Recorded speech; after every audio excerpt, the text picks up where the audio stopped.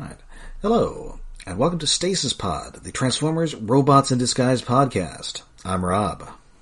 I'm Jen. And I'm David. And here we are at the end of the first season of Transformers Robots in Disguise. Yes, it has escalated quickly. Yes.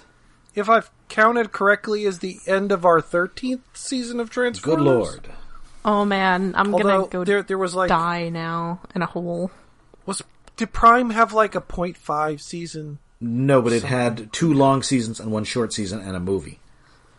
Yeah. Okay, well, I'm counting the short season and the movies one season.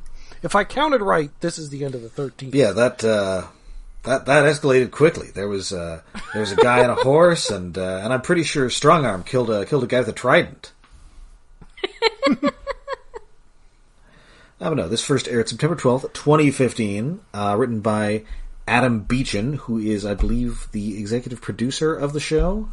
Yeah, producer and writer. And he did do the first part of this, right? He did not. Just having multiple people do multi-parters. It's weird. I don't... previous episode was David McDermott. Oh, okay. But, I'm sure it was like a collaborative thing. And he is going to write... Basically, he's the guy who writes all of the finales for this. Oh. Generally, the finales and the premieres. How in Beast Wars, if you see that it's a Bob Forward and Larry DiTilio episode, you know it's important. Yes, that shit just got real. Unless it's the low road, in which case you were fooled. Speaking of Beast Wars, since we haven't done an Icon Underground in a while, we really need to maybe do that again. We're getting a what the fuck's the robot's name? Transmutate. Transmutate. We're finally getting a retail Transmutate.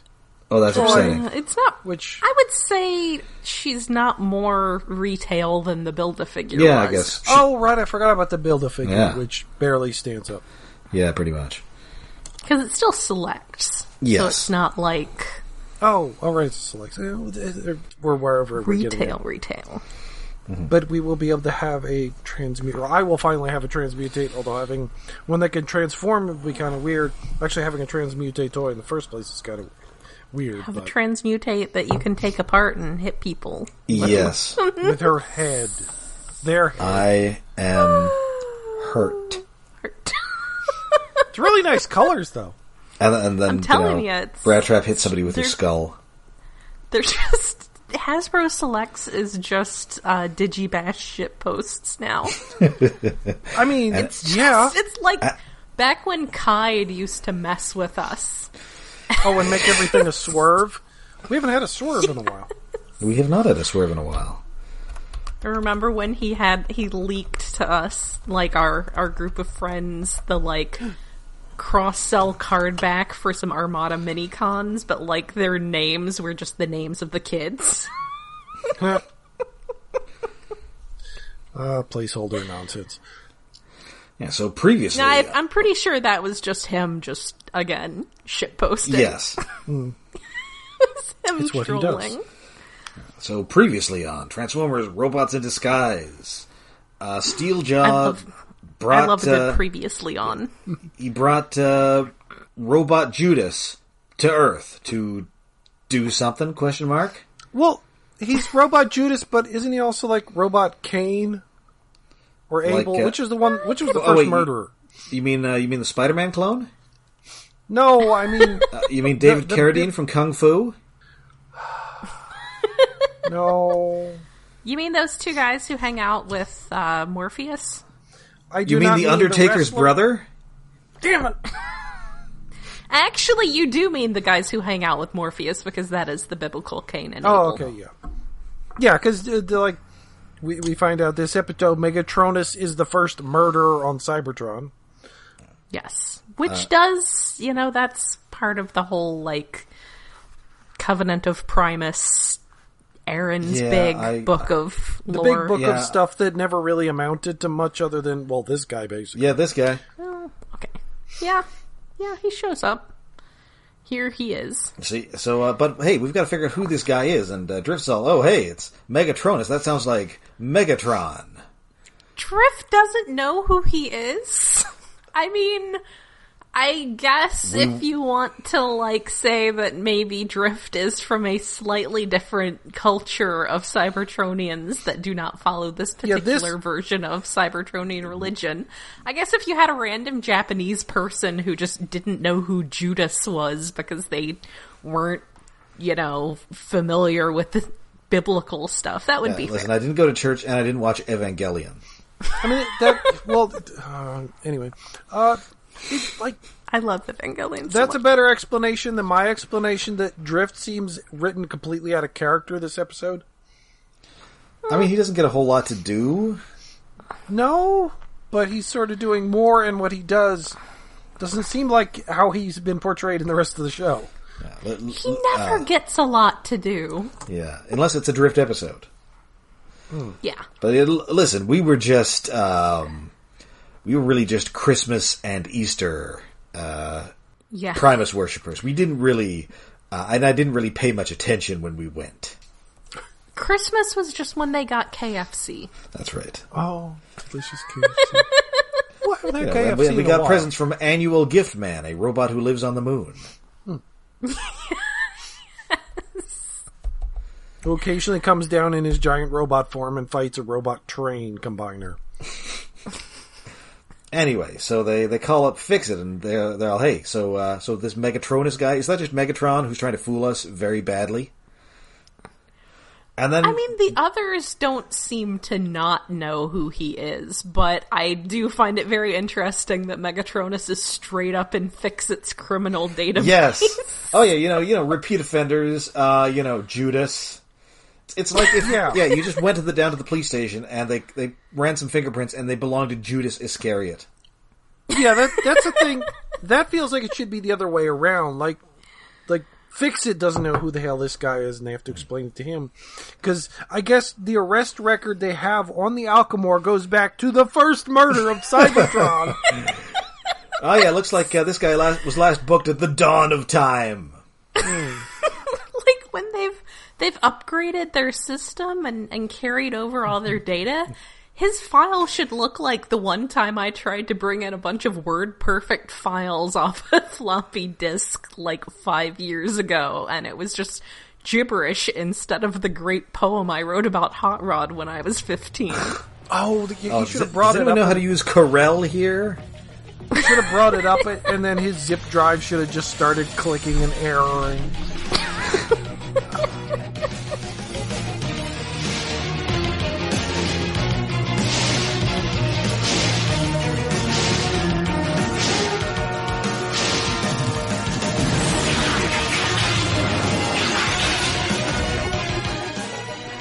But anyway, Megatronus is the namesake of Megatron, and one of the original 13 Primes, and he killed Solus Prime, becoming the first murderer, and also... So yes, he is both the Cain and the Judas. He's two biblical villains in one. Yes. Which, sadly, the way convenient. the 13 Primes were set up and ill-defined also made him the first misogynist murderer. Yeah, because he killed there's only one lady robot. Yep. Man, this is why I don't watch CSI. I think, there's 3 or 4 different versions of the lineup of the 13 Primes. There might be a second lady in one of them, but not in the official Hasbro one. Yeah. That's not great. I want to say that was something that, Aaron has acknowledged he could have done a little better with. Yeah, that was an oopsie. Yes. I mean, we got to set up. It's like, okay, there's one for minicons, there's one for beast guys, there's one for combiners, and only one lady. I mean, granted that lines up with G1 Transformers, but this is true, but not so much with the modern depictions. Yeah. Nope. At least she gets a hammer. Could stand an update. Yeah. Well, it has been updated like it was a singularity, everyone was the same, and then they broke that in the comics or something? Mm-hmm. Somewhere. Something like that, yeah. Or maybe it was the club stories. It was probably a club thing, because I think nobody read it. Well, yeah, because it was a tail end, and I didn't give a womp. shit. I stopped being a member of the club long before it ended. Listen, if you start talking to me about Beast Wars Reborn, or whatever that thing is... Oh, yeah, I stopped before that. My eyes just roll to the back of my head, and I enter stasis lock. There were some toy redeco ideas that were nice, using some Prime molds. Like, there was like Gecko Bot as a car. I forget what it was, but some of the redeco colors were nice. Like, they used the Dinobot-looking version of Beast Ratchet. Painted green or something. It's like, ooh, I want that! We never got that. You can't have it. I can't have a lot of things. Anyway, so Prime is fighting Robot Judas here, who you'll remember is Buck Rogers. But really deep. I really should listened to an episode or a clip of Buck Rogers to I don't remember his voice being that deep back then. No, I kind of remember him being just kind of generic 70s guy.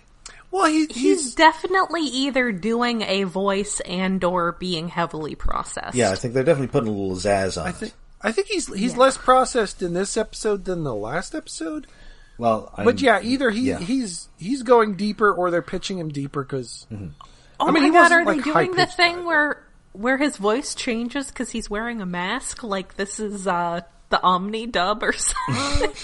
Kinda. I mean, but Chrome Dome. Well, the problem with the Omni dub is they use their hand in front of their mouth, which is the dumbest thing, but kind of producing. You should really not be doing something in a professional setting that I'm doing to do my bad Bane impression. Non-diegetic Bane, I miss you. Yeah, so anyway, Prime. Prime's fighting this guy. Bumblebee and Drift are trying to free Windblade, Sideswipe, and Strongarm, who are still hog-tied to this transporter arch. Oh, side note, Megatronus has a little beard? He does have a little beard. I didn't notice it till the beginning of this episode. It's listen, when I was exiled, new metal was still big. That's how you know he's evil, because he's got little... Is corn still popular in this dimension?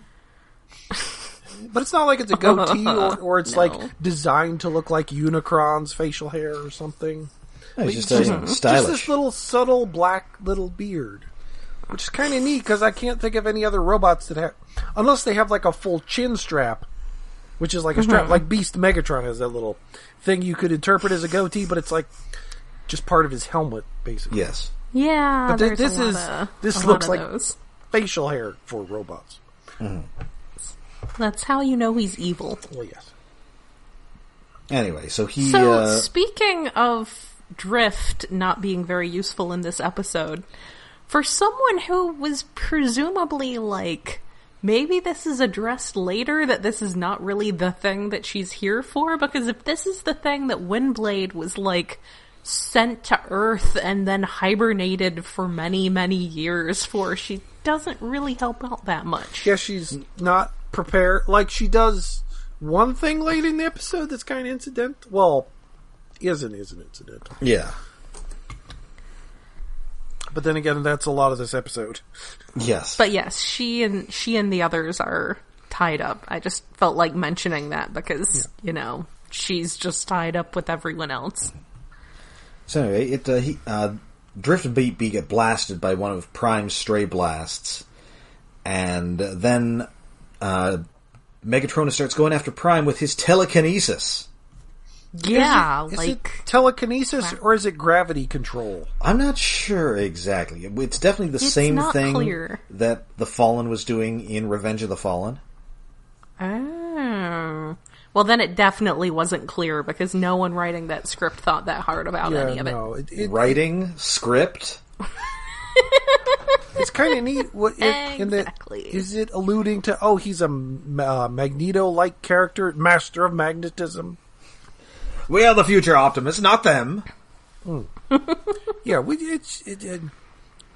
if that's what they're going for, it's subtle, kind of. Doesn't work, but...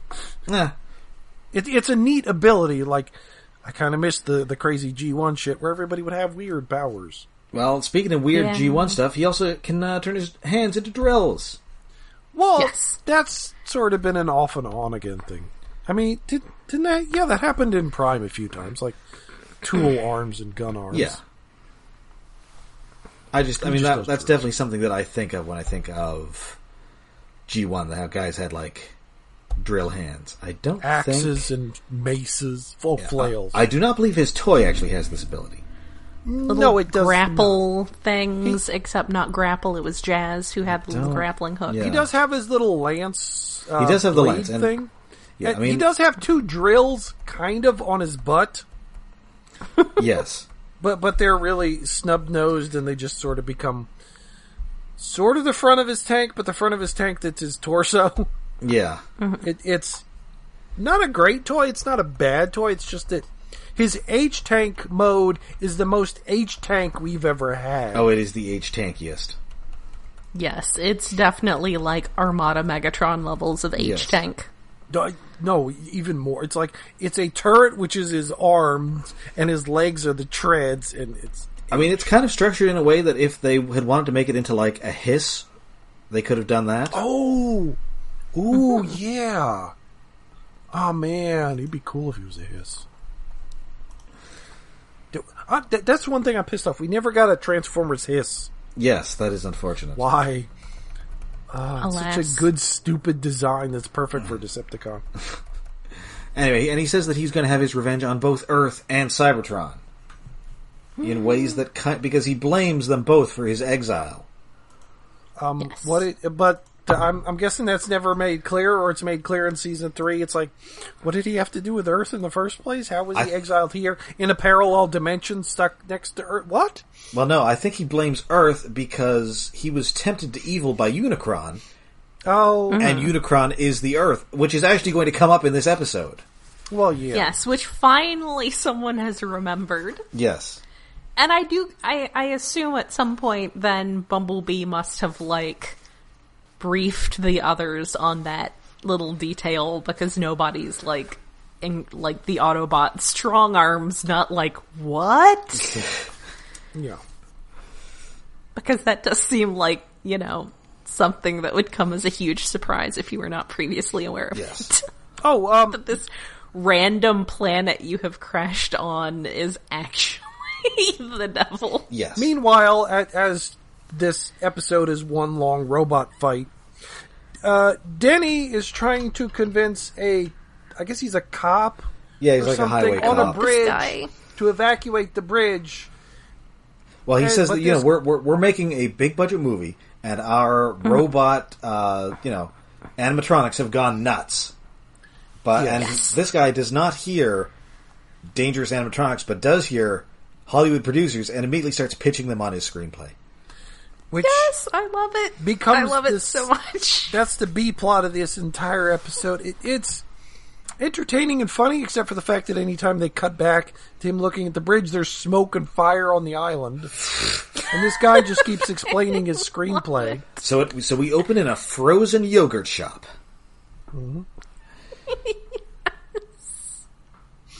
Or maybe, is it This guy is my new favorite incidental character. Is it a state trooper hat he's got on? It is kind of like a state trooper. Cop He, with a he looks like one of screenplay. the super troopers.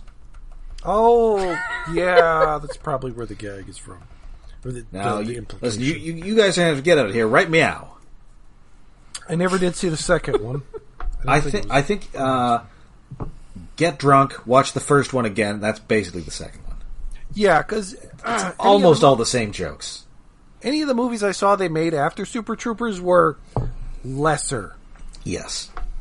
Like Beer Fest was the last one that made me laugh, I think.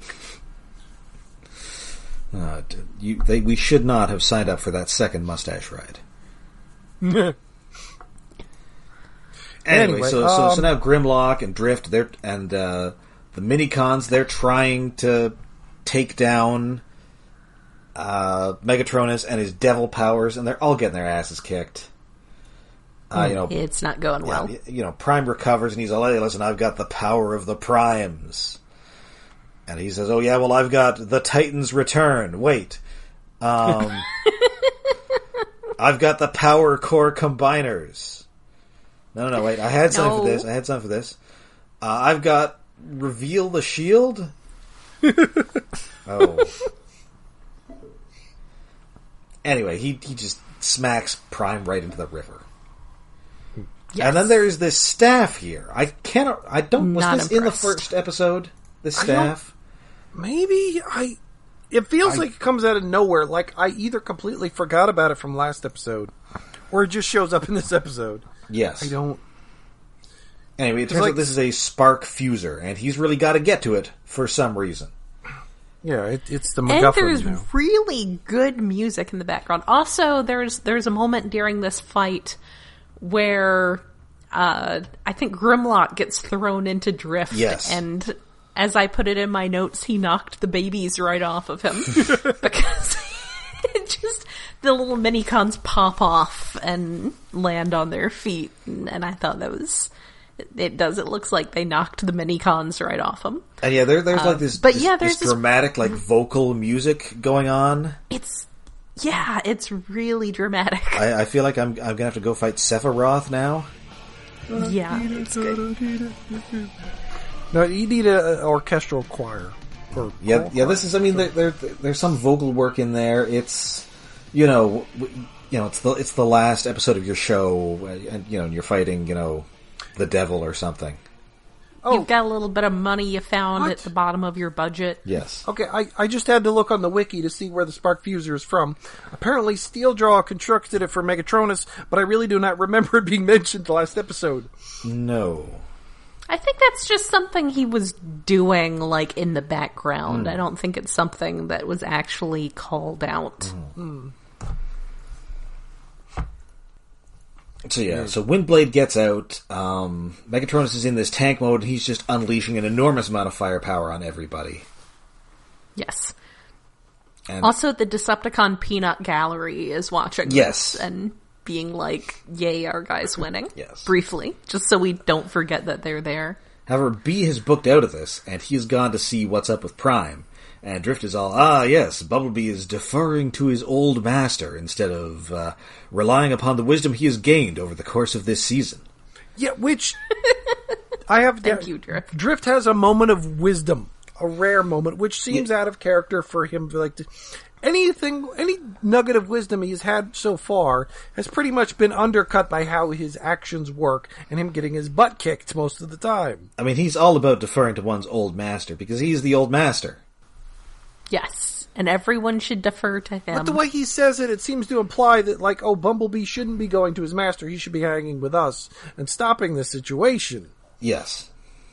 Which seems weird for Drift. Yes, but Drift is pretty much correct here. Yes, that's my problem. Drift is written out of character because he's right. Yes. That's a way to look at it. So anyway, he gets this staff, and Steeljaw's all, so you had me build this, what is it? So it's a spark fuser. It is going to draw out the anti-spark from Unicron, and then it is going to summon the Allspark from Cybertron. And I'm pretty sure that that's the first time in this entire season that they mention that Unicron is part of the Earth. Oh, absolutely. It has not come up previously. No. We hope you remember that detail from the entirely different show we previously ran. Yeah, that's another thing that feels like they should have had an episode involving Dark Energon somewhere. I think there should always be episodes involving Dark Energon. Dark Energon. Well, we are going to see Jeffrey Combs in a little bit. Yeah. Oh, good. Need more Jeffrey Combs. Well, a little bit in this show, but we're going to have rescue bots in between, so it's going to be this is true. It is going to be a while. Yeah. Not that long. Yes. Alas. So, Steeljaw is also, hey, you remember how you said that I could have this planet? Well, that'll, reduce this planet to cinders. And Megatronus is all, I said you could have this planet. I didn't tell you what it would be like when you got it. This is pretty much how these things always go. This is why you don't trust evil. No, but because it's always going to be some catch like this. But it's technically, it's like a rules lawyer technicality. Oh, it's so jerky, which is kind of cool for the villain. It's like, oh yeah. I was going to let you have this pile of ash when I'm done. Yeah, so Steeljaw briefly fights Megatronus because he's real mad. And then shortly afterwards, he goes blasting off again, a la Team Rocket. The other Decepticons just nope right out of there. Yep, they're not having any part of it. I mean, we'll still fight the Autobots. We're not really into this whole robot Judas thing. Yeah, No. although we're still going to fight the Autobots, even though we were just standing there when he said he was going to reduce this entire planet to a pile of ash while we're standing on it. Yep. They're not bright. But we do get a little bit of No. crab battle out of it versus the babies, so. Oh no, crabes. I always love some clampdown. And also, briefly during this fight, Sideswipe and Strongarm touch their Decepticon hunters together. Not a metaphor. And they surge with power. And then there's a fight, and it's a pretty cool fight. Yeah. Yeah.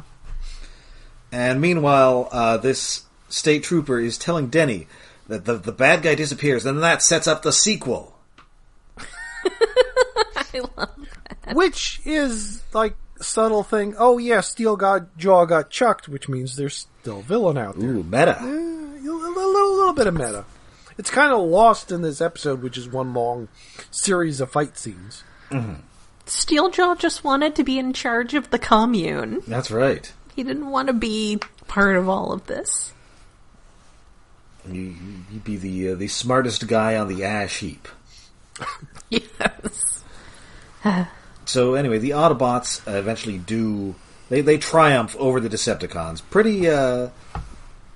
pretty decisively, and Yeah. Thunderhoof gets a sword in the antlers, which looks painful.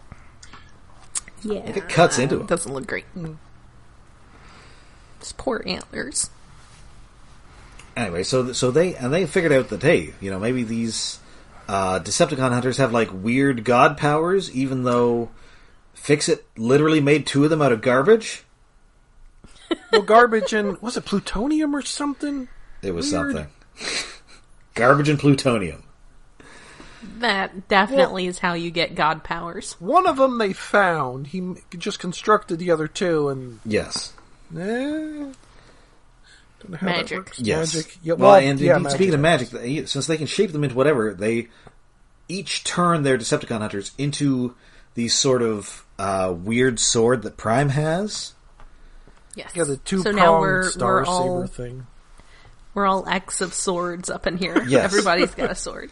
And I think it would be. I mean, this is probably like asking too much for modeling for one episode, but it would be kind of cool if everybody got like a thematically appropriate sword. So like Sideswipes was all red, and I guess but I guess Different colors. they actually already would have had. been I guess Strongarm would be like a nightstick. Maybe, maybe. No, it's sword just I was copies just of the thinking same hers swords, would be okay. big. Yeah, like a Hers broadsword, would just then like be- one would get like a fencing sword or something. Yes. And then they all get this extremely Tron-looking armor. Yeah, yeah. Well, it's what's the some of the Cyberverse toys had armor. What the hell was that called? Oh yeah, I can't remember. Except that this one is made out of like Cyber a garbage armor? I don't truck. Yeah, it's Or a kind of just battleship.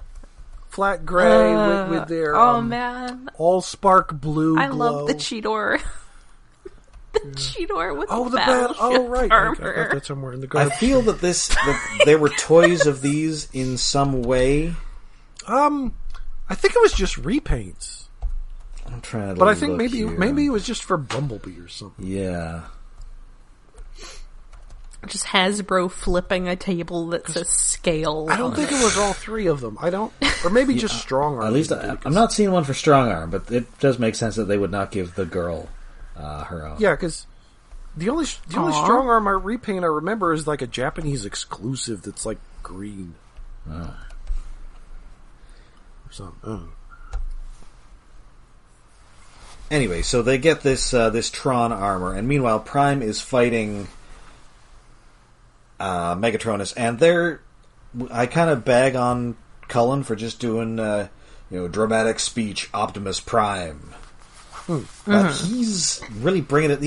There's like some growling and yelling that's really good in this episode. Yeah, some pretty good screaming. He just sort of going all out. He's angry Optimus. Has trust issues. He's given us that King Kong Lives Peter Cullen. Yes. In which he had to record an ape giving birth. Oh, he was both apes? He was both apes. I did The not man's got remember that range. He can be two different apes. Well, and then like the next week he did Predator. Oh, was it Predator? That's such a great clicky noise. Well, and that's the thing. He did that clicky noise because like he couldn't really do anything else because his voice was so raw from doing all those ape noises. Oh wow, that's even cooler.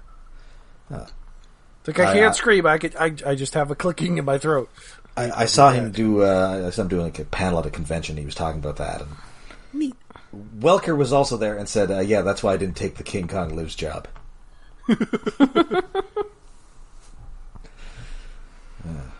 Ode to be Frank Welker. The man lives a charmed life.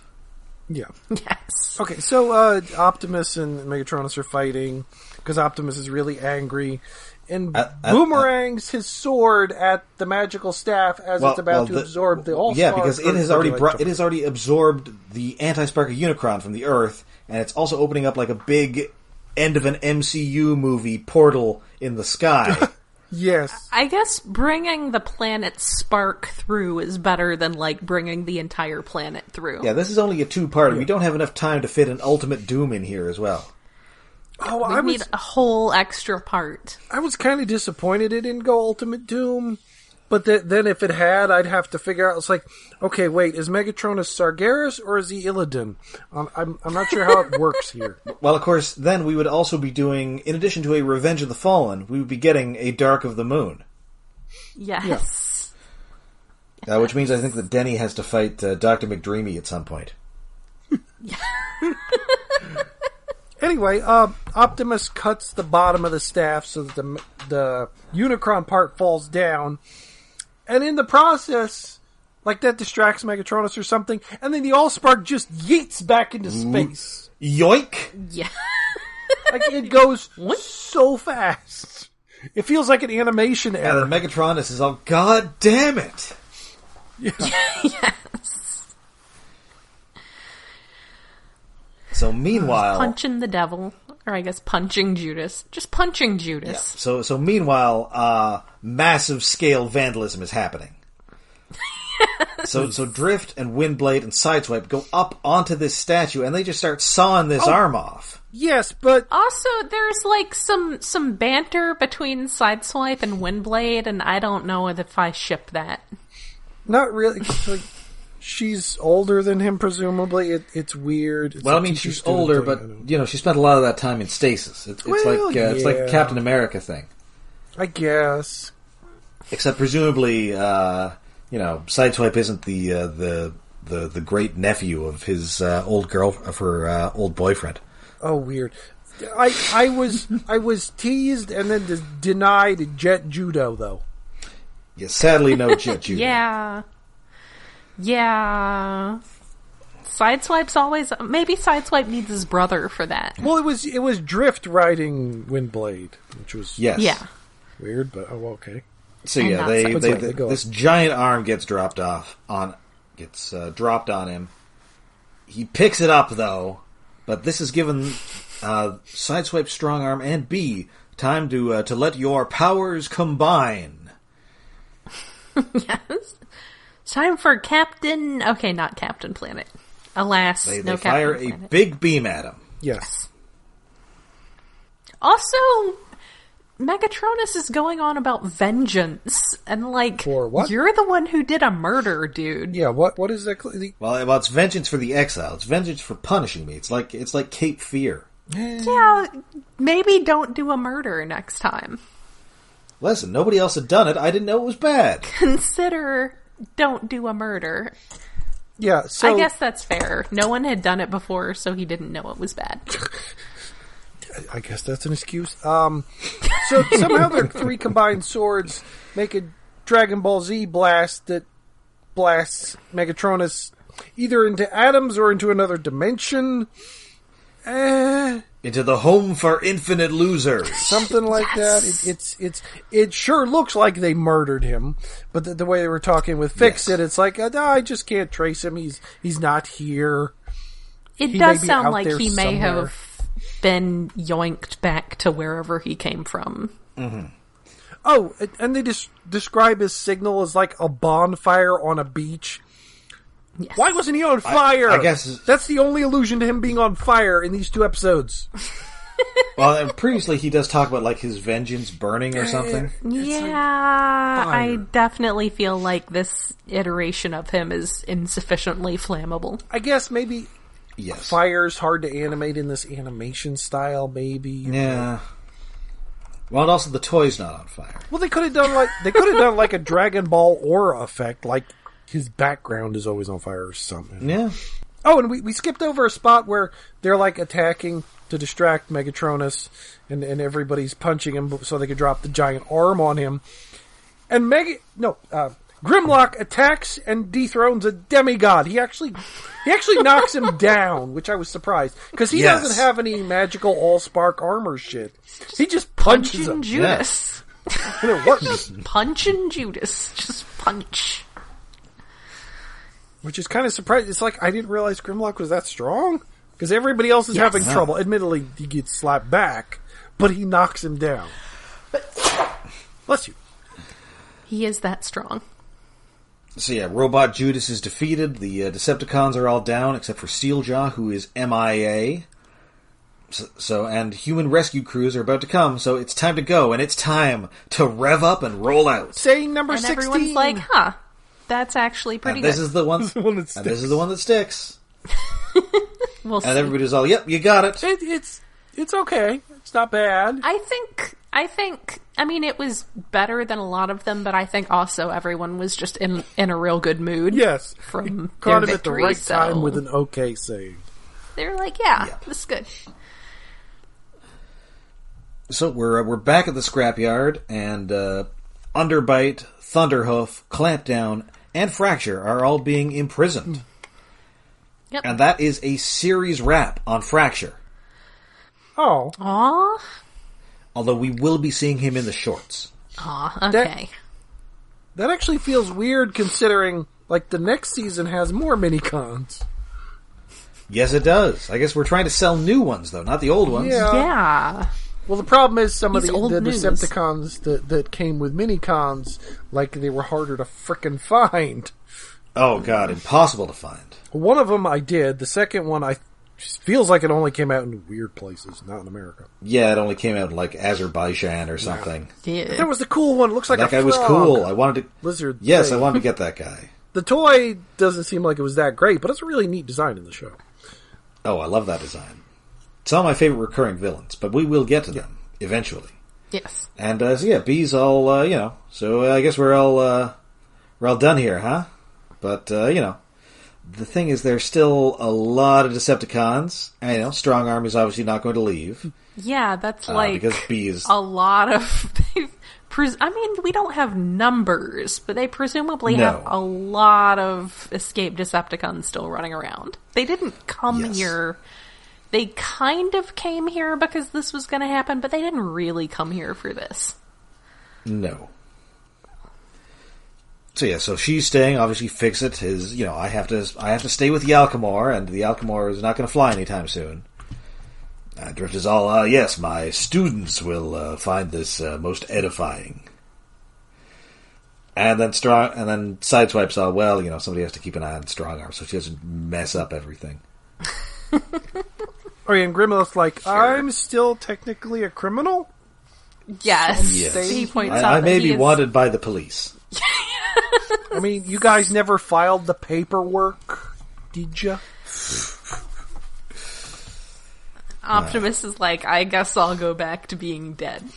But not. Yep. No, you're cool, Optimus. You can stay around here. And he's all right, fine, but...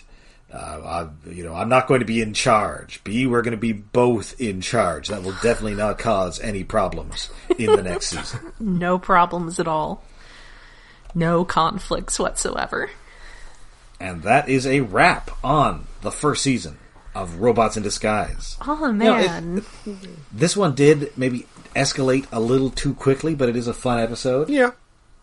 Yeah, I mean, like I said, they didn't mention at all for the entire season that Unicron was the Earth, so that's sort of probably seem to come out of nowhere to a lot of people, but I appreciate that they remembered that, because that seems like the sort of detail you might want to brief your dudes on. The problem is more that Megatronus kind of comes out of nowhere, but this episode, it's good because last episode ramps up to letting him out, and this entire episode is him out in a fight.